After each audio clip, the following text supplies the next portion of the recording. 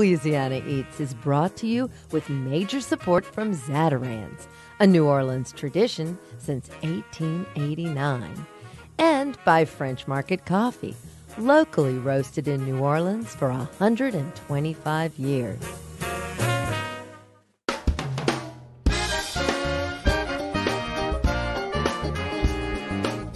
From WWNO New Orleans and our studios in the Southern Food and Beverage Museum, this is Louisiana Eats. I'm Poppy Tooker. Breakfast. Many consider it to be the most important meal of the day. Big Bad Chef John Currence surely does. John opened his Oxford, Mississippi restaurant, Big Bad Breakfast, in 2008. Now he's bringing his Big Bad Breakfast to the world with his latest book of the same name. John drops by to talk breakfast, and then Jennifer Weishaupt continues the conversation with her personal story of creating the New Orleans breakfast phenomena, the Ruby Slipper Cafe. But we all know sometimes breakfast is best eaten in the wee small hours of the morning. We're making a pre-dawn drop-in at the Trolley Stop, where your eggs over easy are often served with a side of irreverent humor. So rise and shine. It's breakfast time on this week's Louisiana Eats.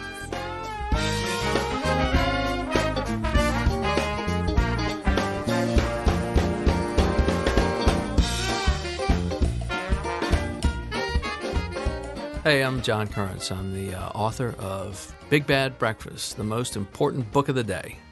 John Currence has been called many things in his life: baker, butcher, offshore deckhand, restaurateur, James Beard Award winner, Johnny Snack, and Big Bad Chef. Originally from New Orleans, over the last 16 years, John has created a multitude of successful restaurants in Oxford, Mississippi. But when he visited our Louisiana Eats studio, we sat down to talk about what he calls Big Bad Breakfast. To begin, I asked John to demystify the eternal question: is breakfast the most important meal of the day? Sadly, there's recently been some doctoral opinions published that breakfast is not, in fact, the most important meal of the day. Oh, no, bad timing. Right, exactly. In reality, breakfast, really is the most important meal of the day for an active lifestyle. The body needs fuel, after having been dormant for, on average, let's say 8 hours, of sleeping and probably 10 or 12 hours since having had a last meal. That kickstart to your system and a good foundation to sort of build the day on is what has made breakfast the most important meal of the day. That being said, I think today, overall, we live a more sedentary lifestyle, I think, or, we don't work the cotton fields, 10 hours a day in the heat. You're not burning the kind of calories that most folks do. And so, I think the opinion now is that a good sort of solid breakfast, but not enormous, and then, a big midday meal is what nutritionists and dietitians will tell you is the best way to sort of build a day. I don't give a damn, though. I still think breakfast is the way to start every day. Well, you certainly know how to start a fun day with a Big Bad Breakfast at your restaurant, Big Bad Breakfast. Now, why in the world did you want to open up a breakfast joint with all the other businesses you have and all the other models you've got? Why? Well, it's really kind of funny, and as sort of the self-loathing Catholic that I consider myself, I'm sort of ashamed of the fact that I'm surrounded by good friends in the industry, like John Besh and Donald Link and Emerald and Ralph Brennan and all these guys that have been very much pioneers in different areas of the industry, and I've sort of always felt like, I was the guy that was sort of picking up crumbs along the way, or, was sort of following trends and whatnot. I'd always wanted to open a breakfast place, And a large part of it had to do with, just memories as a kid of places that we went when I was growing up. I grew up in sort of the immediate aftermath of the civil rights movement in New Orleans. And while, New Orleans was not nearly as segregated as, let's say, where I've spent the last 25 years of my life in Mississippi, there was still issue around it. And I always found myself very interested in sort of the bump and grind that went on at the lunch counters in New Orleans, because as a kid who was just fascinated with things like you could watch all the action going on in the kitchen. And then you had places like my absolute favorite that I go back to talking about all the time was a place called All Goods on Delachaise and Britannia, which was just a magnificent little postage stamp of a place that, to my mind, I always sort of compare it to the Edward Hopper's Nighthawks painting.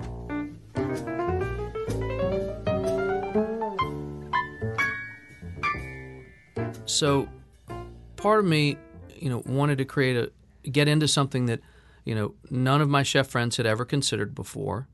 The opportunity to be a chef who had received a significant amount of recognition for what he does, to jump in and take the breakfast service and treat it with the same sort of respect and sort of philosophical approach that we do lunch and dinner. Make things from scratch. All from scratch, have things grown specifically for us, sort of push me past the fear of like, am I just going to have to hire reprobates and criminals, to work my kitchens, when I realized, well, that's all I was doing anyway, to work at night. I just got to get them to get out of bed in the morning. A lot about big bad breakfast for people often has to do with big bad hangover.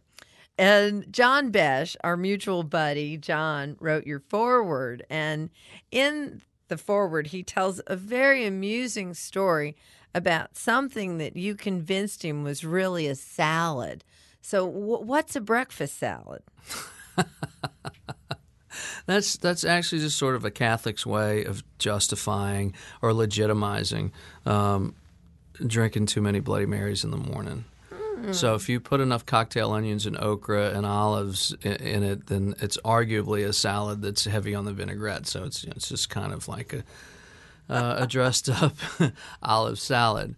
But I do want to say, in spite of the fact that we did not go back for edits on this, that John's very convenient memory of how that morning went might not be entirely accurate. Well, I have to say, I've known you for many years, and the last thing in the world that I would ever imagine you as is the Ignatius Riley of Oxford, Mississippi. And I'm curious, what is your ode to biscuits, butter, and jam that you can begin doing after you've had enough breakfast salad? Well, it's funny that I had this real sort of moment of epiphany that I swore I was going to try to write about in the book, and it was a morning where I just I woke up and I just toasted some whole wheat bread and put some soft butter on it, and then I had a little bit of like homemade strawberry jelly. As I lifted it to take a bite, like those three aromas all hit me, those three smells hit me all at the same time. And it was a Rousseauian, sort of transportation back to a moment in my life when I was, about 6 years old. And I remember, that combination of smells and flavors and, just how beautiful that, the elemental nature of those things, being combined can be. Like how easy it is to just take slightly toasted bread and the smell of the yeast and a little bit of butter and the salt from that and the sweetness from fresh strawberry jelly. I mean, it was one of the most delicious bites of food that that I can remember having in my whole life, and I couldn't make that work on paper for some reason. I knew this was one of those things that I could explain it for the rest of my life, and and people would still go, "Great, toast and butter and jelly, nice going, Ignatius." So when we're talking about hangover helpers, first of all, what in God's name is a pylon? So the pylon, which is the name of a Faulkner novel, which so many of the titles of the dishes on the menu at Big Bad Breakfast in Oxford are novels of different Mississippi writers. The pylon was also meant to suggest that you were just piling on ingredients. And so that was the pylon, which on the menu, we don't even describe it. I think it just says a hangover's worst enemy. Now, I'll be honest with you, John. I read Big Bad Breakfast, and when I got to the chapter about eggs, I honestly felt like you were telling me a fairy tale. Please, for posterity's sake, what in the heck was something like an emu egg doing in the parking lot? Like this is the craziest thing I've ever read. Well, so I pulled up one day in the parking lot behind the restaurant, and it had to have been 100 degrees. And I'm not kidding, like literally I got out of my car and next to it was this egg. And it was kind of weirdly popped like a golf ball, but it was, I don't know, it was about as big as a Nerf football. Okay. And I don't think that the question is really as much like how an emu egg got there, is what in God's name would propel you forward from that moment of picking up this unknown, thing in a parking lot that you found to then actually eating it. Well, do you catch them, like flocks of them walking through your parking lot much? I don't get this. We still don't, to this day, don't have any idea. I know that there were a couple of emu farms in the area, but I didn't know anybody who raised them. I never, they never brought me the meat. There was never the eggs around. They weren't at the farmer's market. It was totally bizarre, but we found it, we cooked it, and we ate it, and I'm pretty sure that one of the waitresses got sick in a trash can, like watching us eat it. Well, on that topic of eggs, I loved your recollection of when you were training, when you were learning and really getting the ropes and working for an absolutely impossible mean chef, as so many people who have been through that experience working from the ground up in kitchens have had.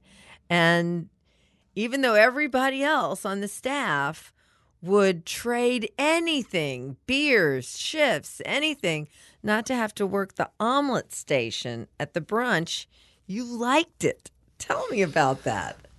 Yeah, well, it was Udo was our German sous chef at Mr. B's, and Gerard Maris was the chef, and Gerard was a chef that I desperately wanted to impress, and I think at the time that I arrived there, I was young in my career, and I think he rightly identified that my being hired in as sort of a junior sous chef was beyond my experience, and he didn't cut me as wide a swath as he did most people, and so I was going to have to work to earn his respect, and as a result, like there was no shift that was too long, there was no hour they could tell me to get there that was too early, there was no hour that they'd tell me that I needed to be there till that was too late. I would be the first person there, the last person to leave, and so I was going to do everything that I could, to one, get to the point where Udo wanted to drink a beer with me after work, and two, where Chef recognized that, if I didn't have the experience, that I would work my ass off till, I got to the point where I earned his respect. And a chef's measure used to be based upon, how well they could prepare eggs. And, and for a lot of us, like that was the test, or that's the test that that's the test that you took, or the test that you gave to young men and women coming into your kitchen, was to cook them an omelet.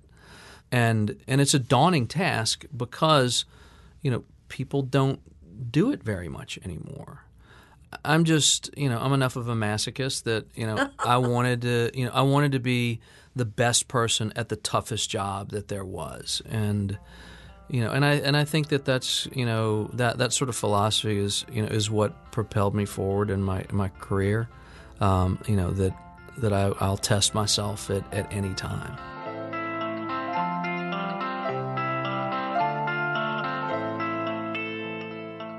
When we come back from a short break, our conversation continues with Big Bad Chef John Currence. Stay tuned.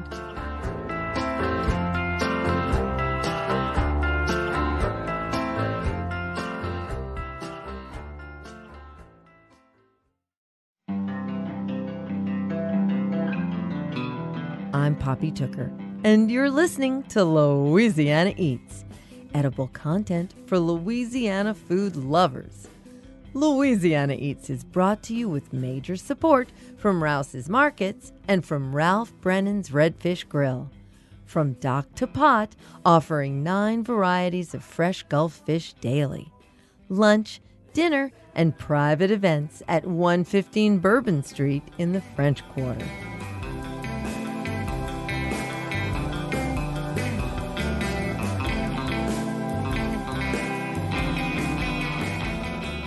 Now, our Big Bad Breakfast conversation continues with Big Bad Chef John Currence. John, usually we begin, we do a sound check in a certain way. We usually ask people, what did you eat for breakfast this morning? Sadly, because I had a 4:30 departure from Oxford to get down here, I had coffee. And then on the plane down here, Glow gives you snacks on the plane, God bless them. And they have these little bitty miniature bags of Zapp's Voodoo potato chips. So I know that that's not what anybody out there in the plasma wanted to hear as a really wonderful and profound answer. Yesterday morning, I got up and I made myself an herb omelet. That I went and plucked herbs from our garden, and as I was walking back into the house,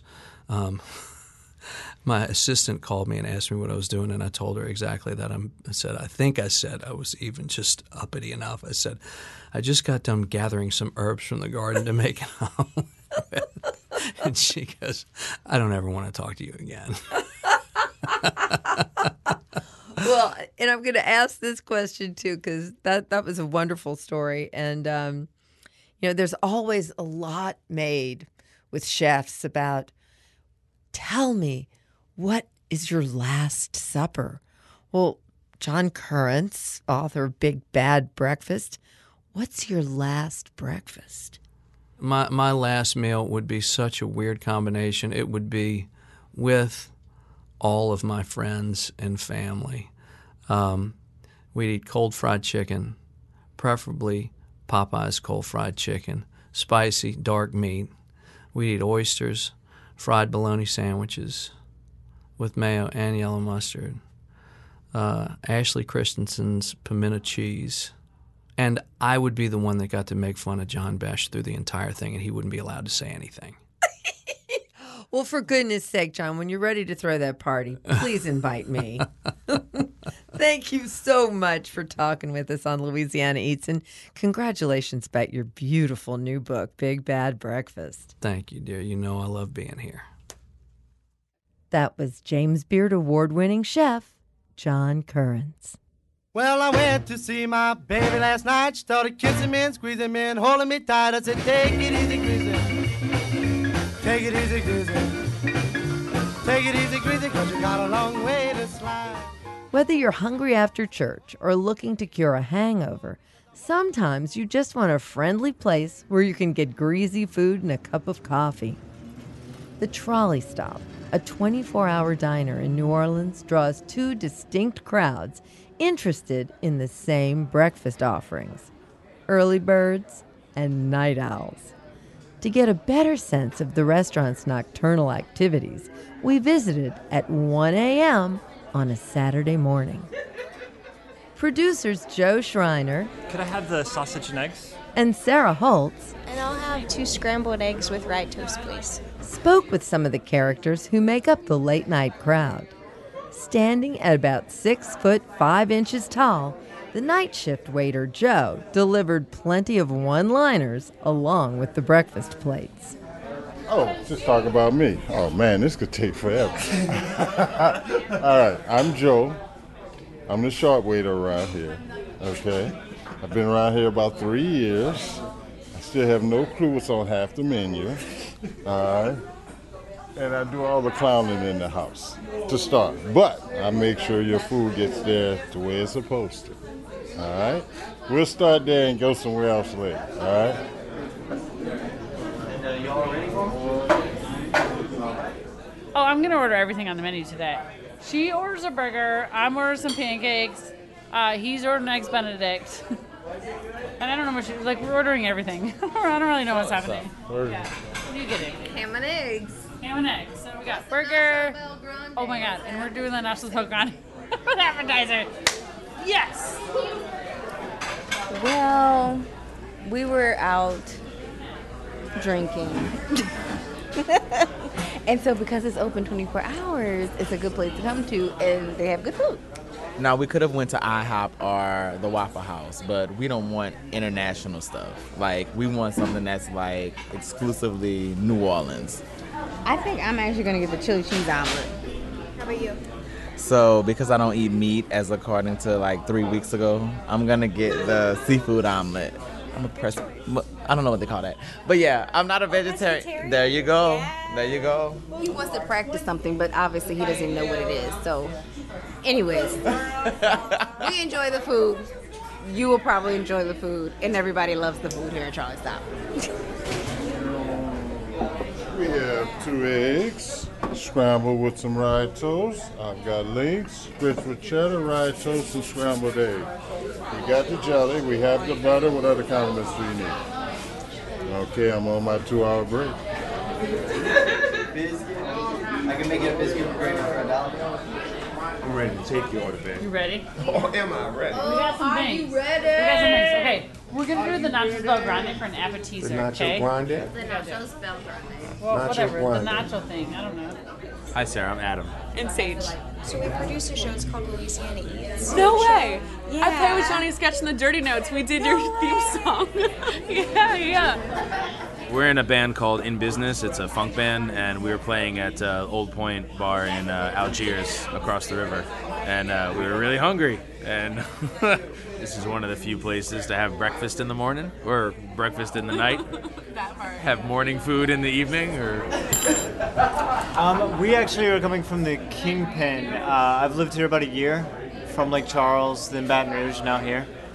Honestly, for as many service industry people as there are in New Orleans, there aren't that many 24/7 places. And so this is one of the few places there are, so I came here. I work at Mojo Coffee Shop, so I was working till about 12:30. Then I had some drinks, and then I needed some food. Oh, I'm 10 to 6 every day.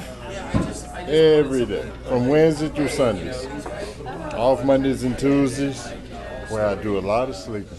Especially Tuesday. You tend to just fall out Tuesday morning. Because you get off at 6 o'clock Monday, it's like, you're not going to sleep. You can try, you're not going. But by the time you go to sleep late Monday, it's late Tuesday when you wake up. And I'm sorry, but we don't do the oatmeal at this hour. It's just ordinary, down-earth place. The only thing about overnight, we deal with more people that are tipsy than anything else. We deal with more people that don't know how to drink than anywhere else. Shucks, when I first started here, I saw more people throw up overnight in this place than I had seen in a restaurant my entire year. Hey, they go to the French bar, they drink all those fruity drinks and stuff, and try to pop bottles like they say in the songs. The next thing you know, I've seen people go to sleep after making all kinds of noise in here. You turn around, put the order in, and they're... We're visiting, both of us are visiting from Arkansas. Yeah. You got your beans?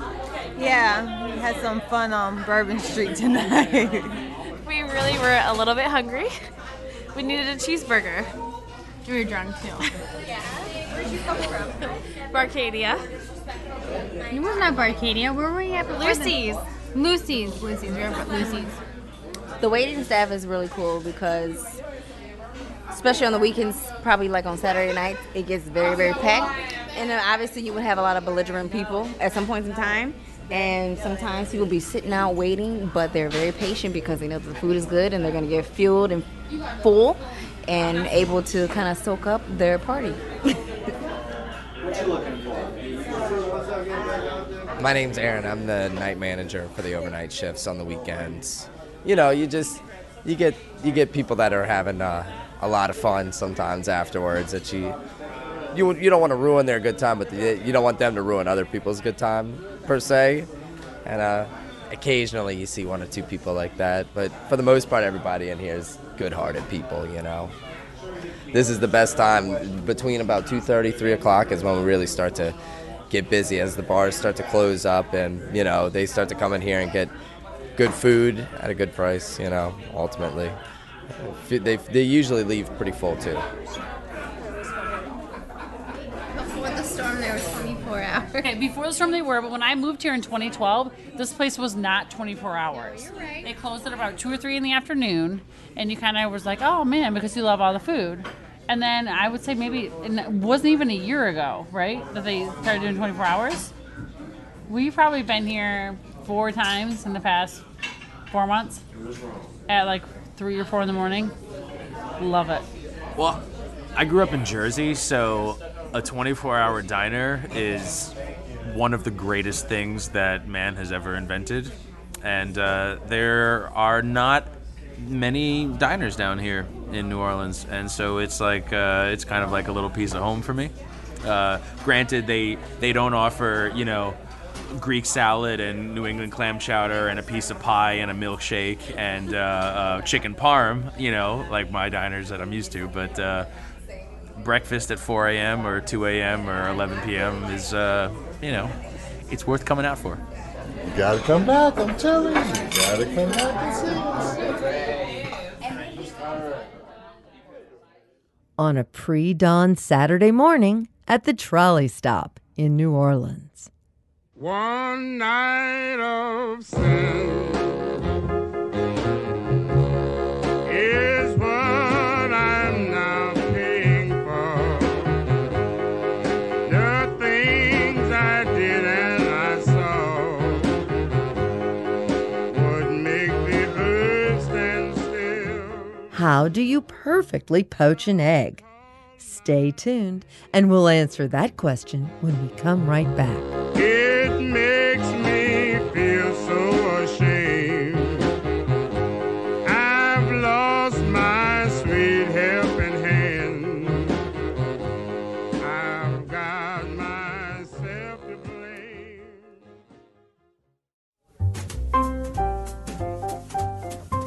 I'm Poppy Tooker, and you're listening to Louisiana Eats, edible content for Louisiana food lovers. Louisiana Eats is brought to you with major support from Popeye's Louisiana Kitchen, Zatarain's, and from French Market Coffee. French Market Coffee's premium blend beans are locally roasted in small batches, creating a coffee that can only be called New Orleans bold.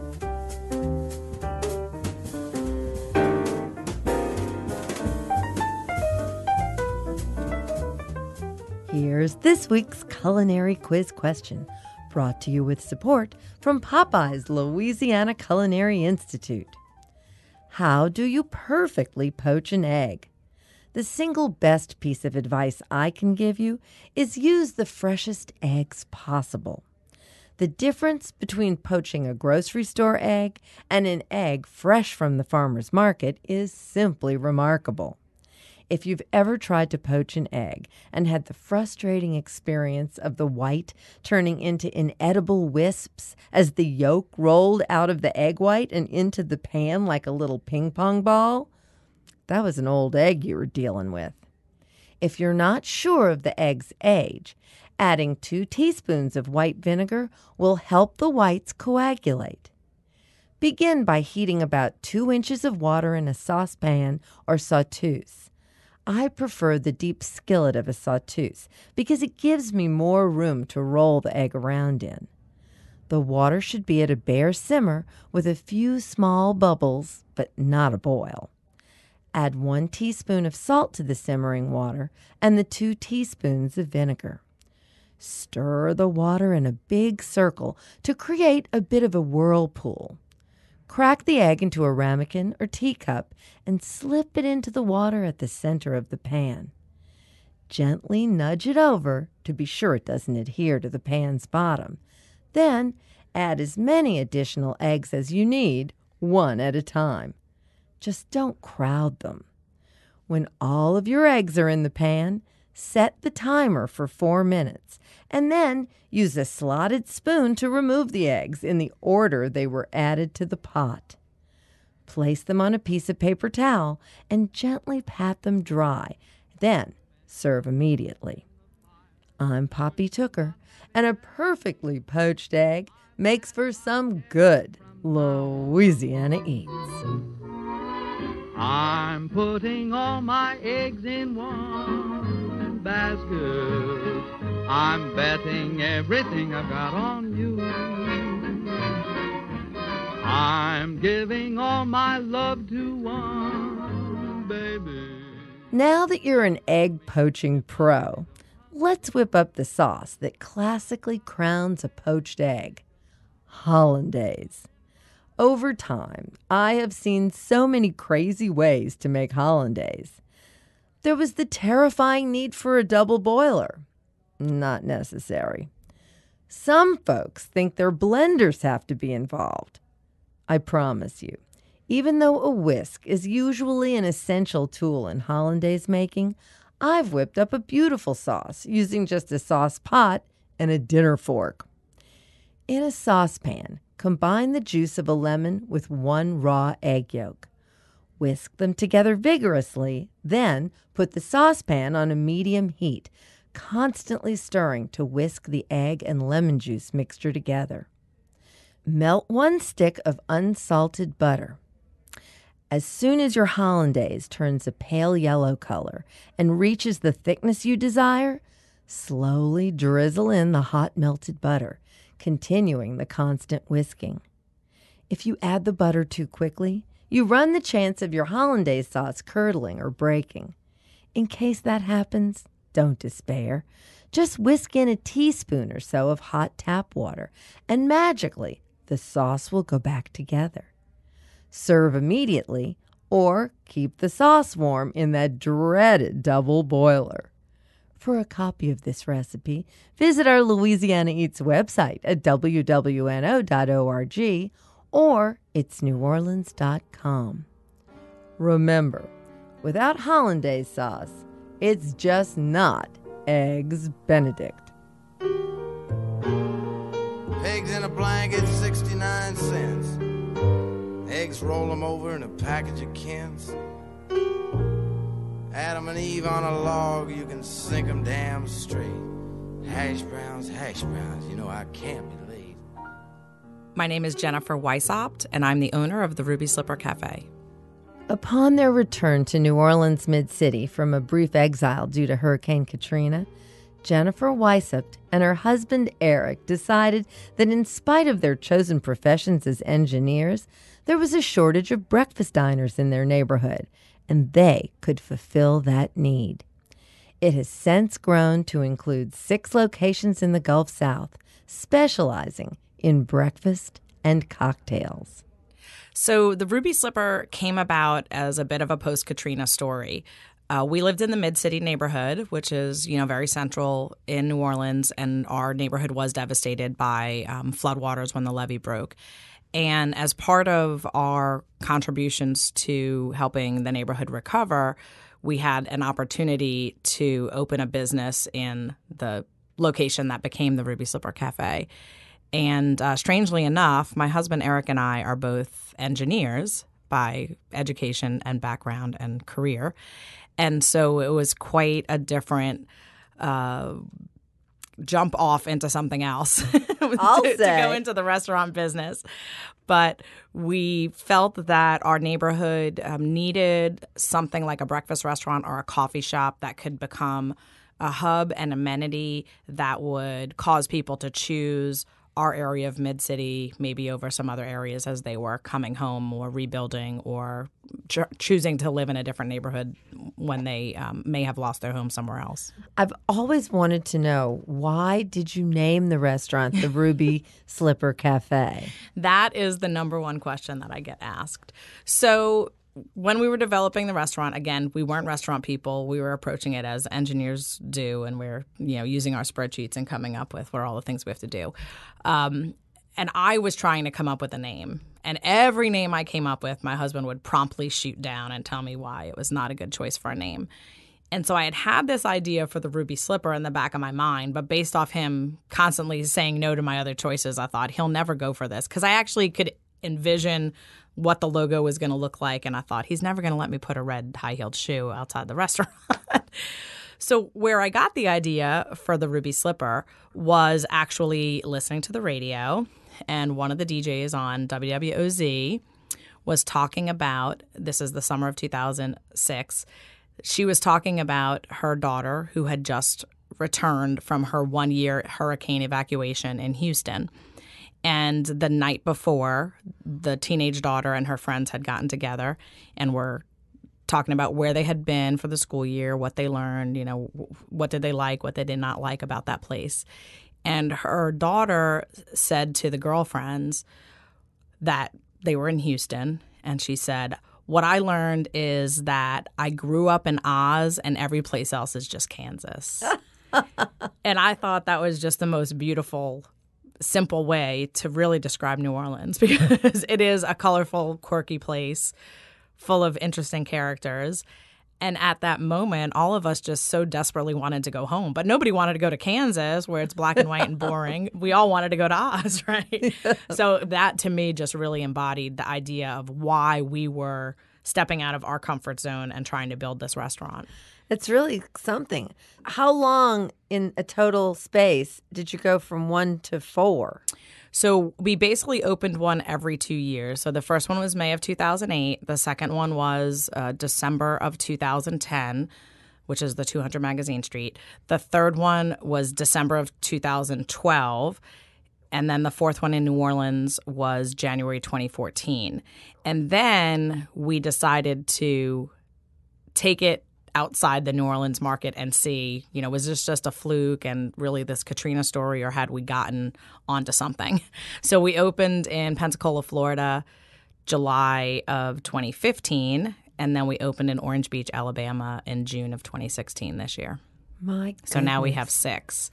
I'd love to hear, because it sounds to me like you must be an expert on why today the breakfast category seems to be exploding across the country. You lucked on to the front end of the bell curve, didn't you? Well, so it's interesting because we always, my husband and I, we're big breakfast people. We love breakfast. And so before we owned a restaurant, we would every single weekend go all over New Orleans and the surrounding areas just to eat breakfast.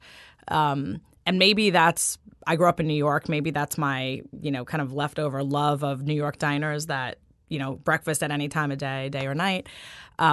So we felt like that was a thing that was missing in the Mid-City neighborhood. And so if you remember back to pre-Katrina, Betsy's is the only breakfast restaurant in the whole of Mid-City. And Mid-City is quite a large area. And really there wasn't even anybody serving breakfast. Some lunch and dinner restaurants will serve a breakfast day part as well, but really there was nothing. So we did, I feel like, I'd like to say, we knew it was going to be that, but we really did get lucky that the thing that we liked and we thought the neighborhood needed, we were right. And the fact that, it's just as a restaurant day part taken off so much. But you do kind of look at and think, why did it take McDonald's and people like that? Why did they just suddenly realize that breakfast all day might be a good idea? Seems like the New York diners have been onto that forever. So, well, something that is probably uniquely New Orleanian that easily transfers to the Gulf Coast culture is it's not just breakfast all day, but it's breakfast with cocktails all day. Right. Yeah, that's true. So let's talk about breakfast and cocktails. Yes. So from the time we opened, we really always had I would say we always had a brunch concept. Now, it was a more breakfasty brunch in the beginning, and it's evolved to become a very brunchy breakfast now, I guess. It's kind of flipped itself. So much like a diner, our menu is an all-day menu. It has, kind of your breakfast standards. It has your more creative and interesting brunch concepts, and it has your, kind of lunch sandwiches, and you can get whichever of those things you want at whatever time of day that we're open. But none of those would be complete without cocktails. And so when we originally opened, we started with, one mimosa, one Bloody Mary, and one brandy milk punch. Those were our 3 in-house cocktails. And literally, if you go to the original restaurant in Mid-City, you'll see that it has, the world's smallest bar that was never intended to serve the volumes of cocktails that it serves. So originally, it was just 3 things that they were stocking in the bar. And it's grown quite a bit to the capacity that we can manage, with that location being our limiting factor, because they just don't have the bar space to do a full bar or much, beyond that. But now, fast forward to 8 years later, we have 5 mimosas, we have 3 different Bloody Marys, and then we have several other cocktails that we do as well. How do you find other people reacting to the concept of breakfast cocktails? I think it is a bit of a unique thing to New Orleans, but New Orleans has become so ingrained in the rest of the country's culture. I think, we're spreading that love of, there's always, whatever time of day it is, there's something you can drink to go with it. But I definitely feel like in New Orleans, we've taken it to a different level. Have you ever had any shock tourists? Yes. Yeah, definitely. The people who they'll see that section of the menu and kind of glare at it like, who drinks this? It's 8 a.m. and who drinks this? And so one of the we have a lot of different T-shirts and stuff, and I should have brought you one.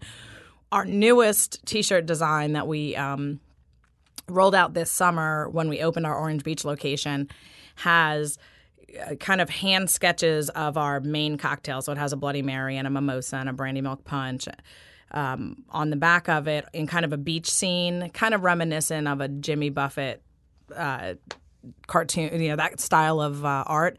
And it says it's 7 a.m. somewhere, because we open at 7 a.m. at the Ruby Slipper. And so it's just a play on that concept of it's 5 o'clock somewhere. Well, for us, it's 7 a.m. and we think 7 a.m. is a good time to start drinking, especially if you're on vacation. We don't recommend you drink and drive. We don't recommend that you, drink and go to school or show up at your office. But I will tell you that particularly in our downtown locations, we do have quite a few regulars who come in and order mimosas and have us put them in coffee-to-go cups and go to work.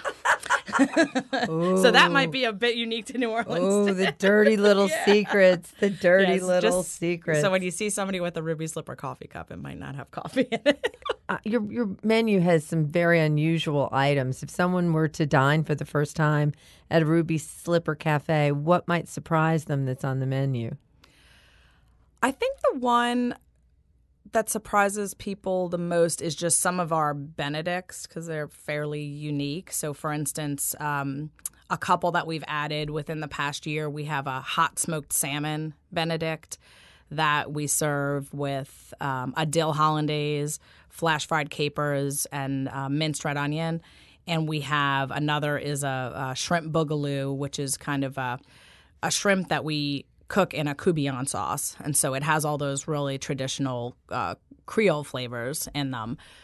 And I think a lot of people don't think fish for breakfast or seafood for breakfast. And so the number of seafood items that we have, I think, is probably the one that we get the most surprise over. But once people try it, they kind of scratch their heads and say, why didn't I ever eat this fish for breakfast before? It's really good. Yum, you're making me hungry. Jennifer, thank you so much for taking the time to sit down with us on Louisiana Eats. Let's have breakfast sometime soon. And cocktails, of course. Of course. Thanks, Jennifer. Jennifer Weishaupt of the Ruby Slipper Cafe. Là-bas, renaît lentement l'arc-en-ciel, pareil à notre amour ardent et presque irréel. Savory or sweet, crepes are a delightful indulgence, suitable for eating any time of the day. If you've ever found yourself in the French market, you may have come across the Crepe Cart, which offers authentic versions of the classic French dish. Owners and operators Tracy, Kish, and Samantha Saliter managed to take a break from feeding the hungry masses to tell us about their magical cart. Hi, I'm Samantha. And I'm Tracy. And we're the co-owners of the Crepe Cart at the French Market. We make crepes in the traditional French style from push cart that we designed with the fun of the city in mind. We tried to make it like old world style with big wagon wheels and kind of a European paint job because we wanted to bring back some of the authentic street food vibe to the city. It was like really high volume, so there's like a lot of demand to get as fast and efficient as possible at making crepes. And then we also did catering where we had to pull out a lot of tents and tables. And so we wanted to kind of streamline the process. We have grill plates that we imported from France because if you're going to do crepes, you have to get a real crepe grill from Europe.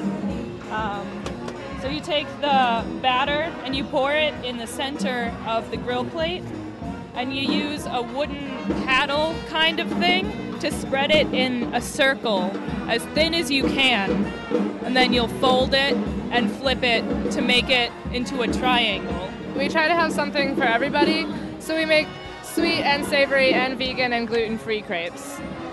Some of the most popular savory ones are the SBT, which is spinach, bacon, and tomato, or our caprese, which is tomato, basil, and mozzarella. The most popular sweet is probably banana Nutella.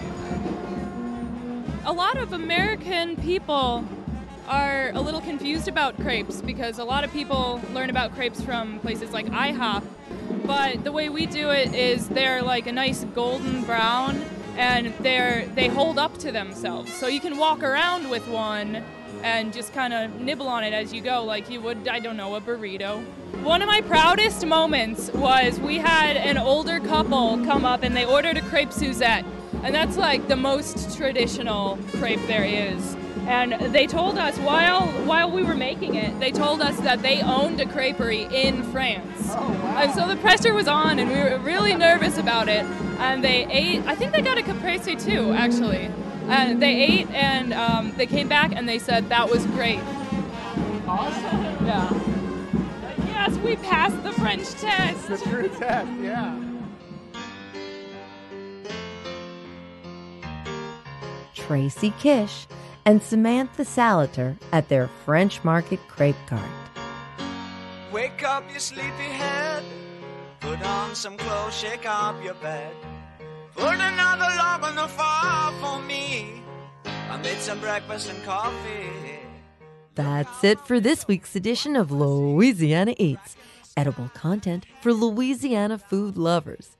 Join us next week when Julia Reed takes us on a trip to her hometown, Greenville, Mississippi, for the annual Delta Hot Tamale Festival. I mean, literally the first solid food I ever ate in my life was a hot tamale.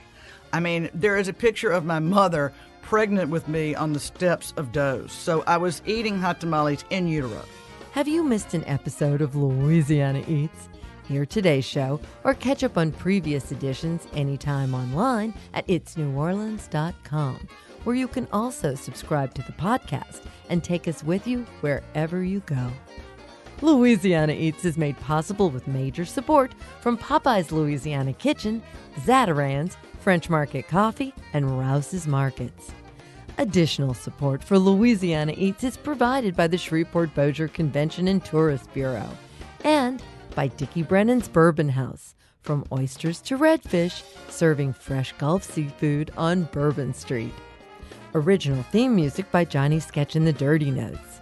Big thanks to producers Joe Schreiner, Sarah Holtz, and Reggie Morris. Come visit us anytime in our Louisiana Eats studios at the Southern Food and Beverage Museum. Don't forget to find our recipes and see what we're up to at poppytooker.com. You can also check us out on Instagram and Facebook as well. I'm Poppy Tooker. Louisiana Eats is a production of Poppy Tooker Broadcasting.